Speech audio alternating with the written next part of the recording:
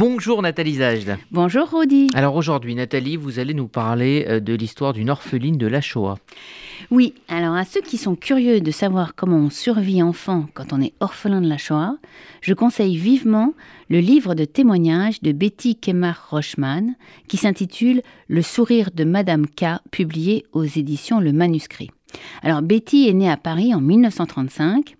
Elle a une sœur aînée de 11 ans.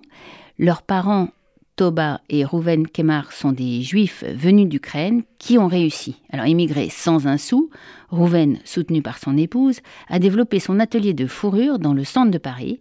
Et quand la petite Betty naît, ils vivent à présent à l'aise, maison, voiture, beaux habits, villégiature et j'en passe. Bref, Betty débute son existence dans l'aisance et l'affection de parents heureux. La guerre, le statut des Juifs, l'arianisation des biens, la fuite, l'arrestation des parents d'abord, celle de la petite Betty et de sa grande sœur et des grands-parents ensuite vont initier une descente aux enfers. Donc vous dites que Betty a été arrêtée. Oui, elle a été arrêtée le 11 février 1943 par la police française et emmenée avec ses grands-parents et sa sœur aînée et de nombreux Juifs du quartier dans un parking de la rue de Bretagne. Elle a 7 ans. Anna, qui a 18 ans à l'époque, est amoureuse d'un Français, fils de collabo, un jeune peu fréquentable, mais son sentiment amoureux la motive au point de tout faire pour rester en vie. Alors, elle s'échappe du parking avec sa petite sœur. Depuis que les parents ont été arrêtés en Normandie, sous les yeux de leurs 2 filles, Anna, donc la grande, à la charge de la petite. C'est un fardeau pour elle et pour son fiancé qui va la maltraiter, qui sera sadique et qui cherchera même à en abuser.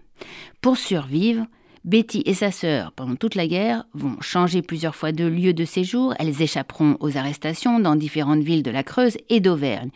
Betty, comme nombre d'orphelins de la Shoah, a été livrée sans personne pour la défendre aux mains d'un adulte maltraitant. Mais vous disiez qu'elle fuyait donc avec sa grande sœur.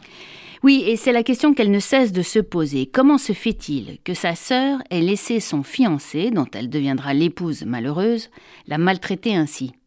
Cela reste un mystère, d'autant que leur mère, au moment de son arrestation, donc peu de temps avant de mourir en déportation à Auschwitz, lui avait fait promettre de se séparer de ce garçon.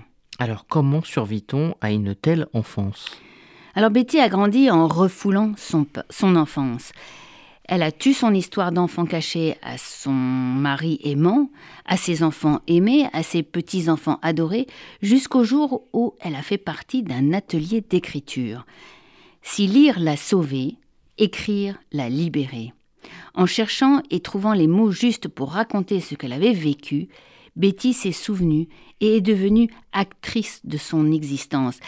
Elle n'était plus la victime des collabos qui avaient fait arrêter ses parents, qui avaient pillé leurs biens. Elle ne subissait plus les agressions de son beau-frère. Elle n'était plus passive face à la maladie mentale de sa sœur. Mais surtout, en écrivant sa vie d'avant, elle a retrouvé la protection de sa mère. Car, de fait, Betty est comme tous ces orphelins de la Shoah. S'ils ont pu survivre, s'ils ont pu surmonter enfant les frayeurs, les douleurs et les terribles injustices, s'ils ont pu mener une vie d'adulte, c'est parce qu'ils n'ont cessé, parfois sans même le savoir, d'être sous la protection des parents disparus. C'est parce qu'en réalité, leur père, leur mère assassinée dans la Shoah, ont toujours été à côté d'eux, les ont toujours accompagnés. Pour découvrir un récit poignant et subtil d'une orpheline de la Shoah, on lira de Betty Kemar-Rochman « Le sourire de Madame K », publié aux éditions Le Manuscrit.